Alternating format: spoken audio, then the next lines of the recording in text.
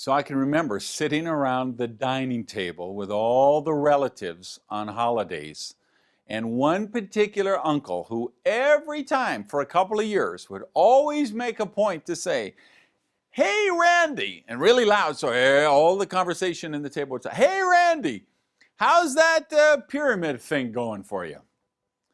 And that was his opportunity to make fun of me. And that was my opportunity to feel shame for being in network marketing.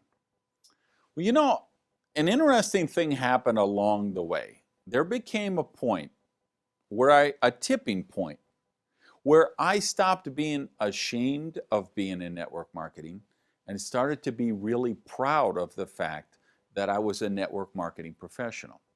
That's a mindset thing.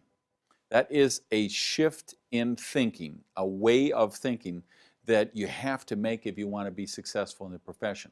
Because here's what I tell you, everything is mental.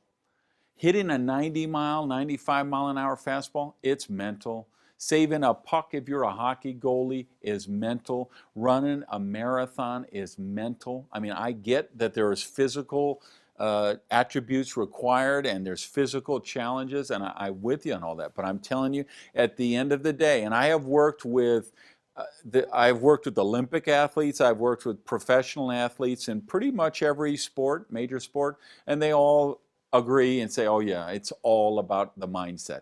Everything is mental. So the foundation of what we're talking about, that's created by when you operate by a code of ethics that we've discussed and acting professionally that we've discussed. But then from there, that's just the foundation. Now it's about getting your mind right, having the right mindset. So some things that I want to talk about in this module. First one is becoming a lifelong student of the profession. So by this, I mean, I want you to study the profession of network marketing. You need to be reading about the business. You need to be reading stuff by people in the business, about people in the business, attending seminars, getting online. The fact that you're involved in this platform is a great thing, but I don't want it to be the only thing. I want you to be a lifelong student of that. I want you to know what's happening in the space. If somebody's in the restaurant profession, right, and they own a couple of restaurants, they know what's going on in their business. They're a student of that. They want to know what's hot in the market right now. What kind of restaurants are people excited about? What kind of restaurants are making the best profit margins? What are some things people have learned that they get better employee retention, right? They're students of their profession. And I want you to make that commitment to be a student of the profession. Next thing I want you to make a commitment to is daily self-development time. And I have to tell you, I think this is the most important part of our business. Because, I told you earlier, I got in this business to make money, to make money, to make money. That's the only reason I got in. And that was the reason why I spent 5 years losing money. Because I wasn't adding value. I wasn't looking for how to solve people's problems. I wasn't thinking about how this business could help the people that I wanted to bring into it. All I was thinking about is how can I increase the size of my bonus check? So one of the things that happened is, in my case, I got a chance to hang around the top distributors with the company that I was in back in the day. And there was a big training event coming in, and I volunteered to pick up someone at the airport, and I was kind of volunteering at the meeting room and bringing them coffee and stuff like that. And so I just wanted to listen in. I wanted to know what were the secrets of these people. What did they know that I didn't know? And the fascinating thing to me is they were talking about books.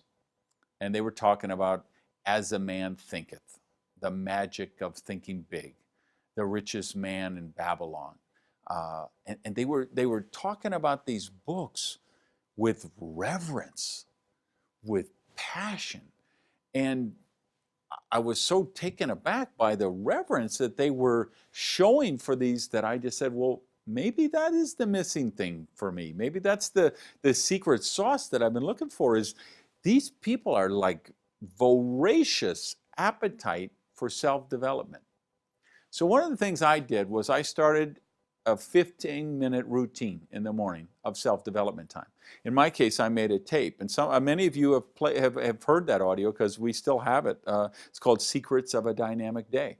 And I played that for 15 minutes. It was just a voice. I recorded it myself. This is back in the day when we had cassette recorders. I made a cassette tape and I'd play that for 15 minutes, as opposed to waking up late, running by 7-Eleven and buying some junk food to eat for breakfast, rushing late to work. I said, no, I'm going to take 15 minutes and I'm going to focus myself before. And this was like a tape of just affirmations and telling myself what I wanted to do and what kind of day I wanted to have. And that had such a result for me that I went to 30 minutes a day. And basically that doubled my income. And then with 30 minutes a day, I went to 60 minutes a day. And basically that doubled my income again. Then I went to 2 hours a day. And I was there for a few years. And I could afford to, because then I was making a lot of money. I didn't have a job anymore. I just had the business. And you don't need 2 hours a day. And I don't even now, I went back from that, except for the sabbatical that I did where I spent many, many hours a day. I found I didn't need that much, but I still, to this day, I start every day with daily self-development time.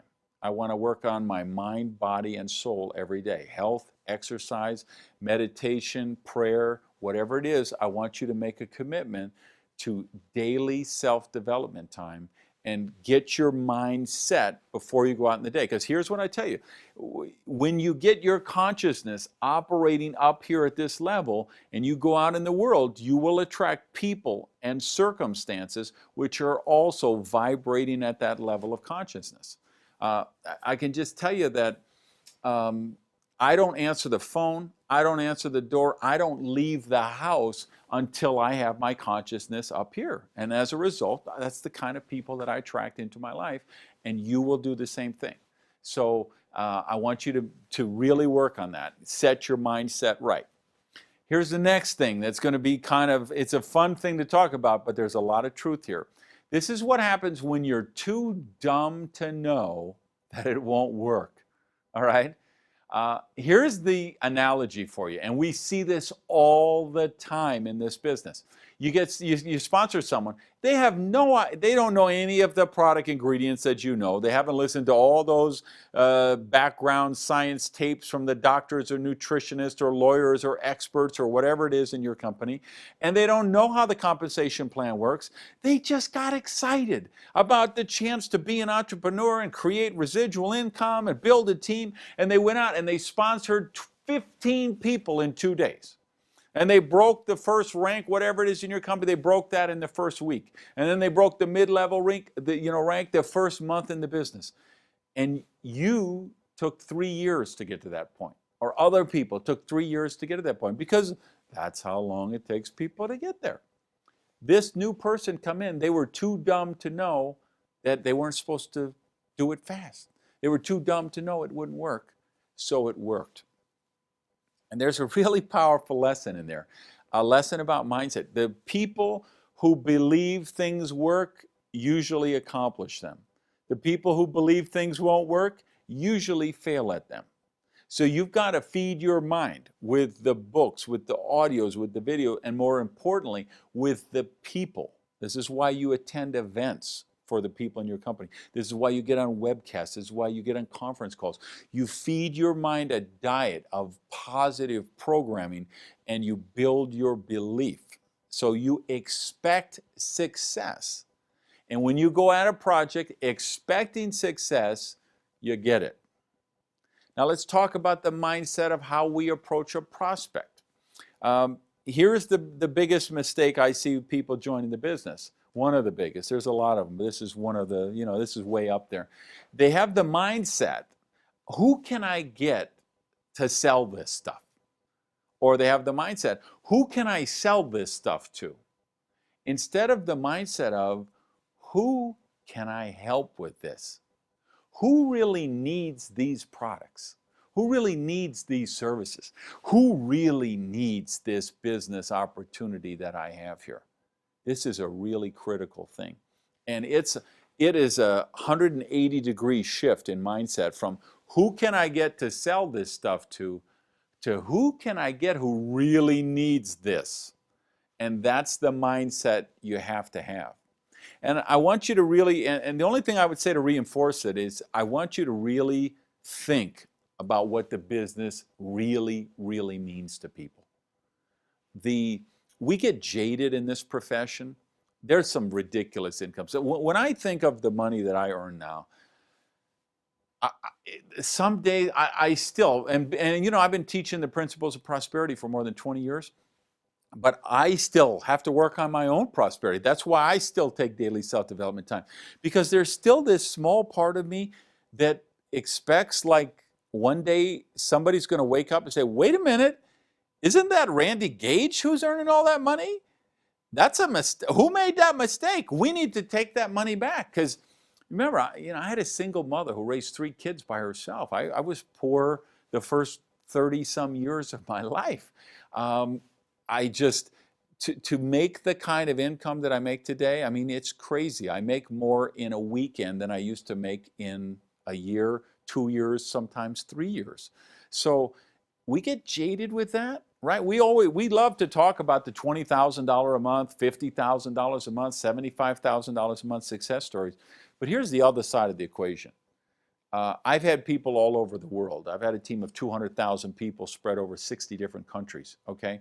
And I know that in Colombia, somebody who's making $1,000 is killing it. I know that in Singapore, somebody who's making $1,500 a month is really doing well. I know in Thailand, somebody who's making $1,000 a month is living like a king or a queen. I know a lot of places in Latin America where a couple $1,000s a month, equivalent of US, a couple $1,000s a month, is life transformational. It is building houses, it is paying mortgages, it's buying cars, it's sending kids to school, it's allowing people to contribute to their church, temple, mosque, synagogue, whatever it is. It's allowing people to contribute to charity. It's allowing them free time to volunteer for charities.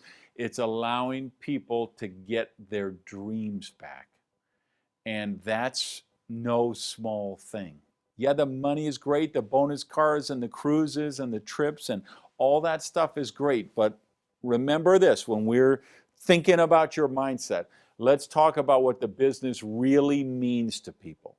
And I could tell you story after story after story. And I don't have time, or I would. But I mean, I could tell you so many stories of, I think of the mother with 2 kids who was sleeping in her friend's basement on food stamps, who makes about $30,000 a month now in our business. That lady that I got the chance to train, right?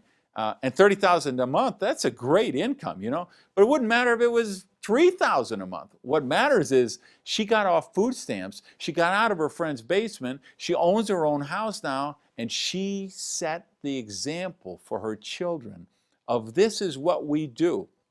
When we're down and out, we dust ourselves off, we pick ourselves up, and we go after it. We find a way to add value, we work hard, we play by the rules, we get the training we need, we develop the skill sets, and we go out and we create our own prosperity. That's what we're really teaching people. That's the lesson of all this, okay? So here would be the thing I would tell you to kind of wrap up this issue of mindset is you're going to find that you're lacking in experience in certain situations. You're going to be talking to some high-level prospect and they're going to ask you a question and you're just not going to know what to say. You're going to find situations where you're just lacking in the skills. You get to a point, you start to have a team, and now you've got 150 people, and there's some dynamics, and egos get in the way, and there's some lines fighting with each other, and they're coming to you to be the mediator, and you know what? You don't have the people management skill, the situation management skills to handle that situation. No matter how well trained you are, no matter how much self-development you do, you're going to find that you're going to get into situations where you're lacking experience or you're lacking skills. But the greatest equalizer can be your mindset.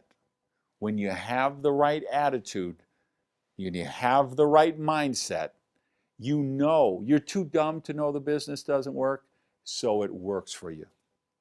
Moral of the story, I go to family dinners still on holidays. There is nobody asking me, hey, how's that little pyramid thing going? And I can't wait for that day to happen to you.